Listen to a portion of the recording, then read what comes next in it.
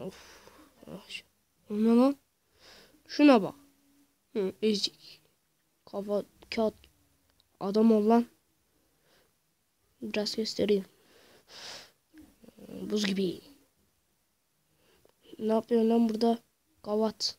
Kavat. Kavat. Öl. Sessizlik lütfen. Şimdi biraz göstereyim. Ya şaka mı bu ya? Ezik geber. Ne yapsam? Ha aynen. Şurayı şöyle açayım. Şunu da yaptık mı? Tamam. Şimdi uyuma vakti.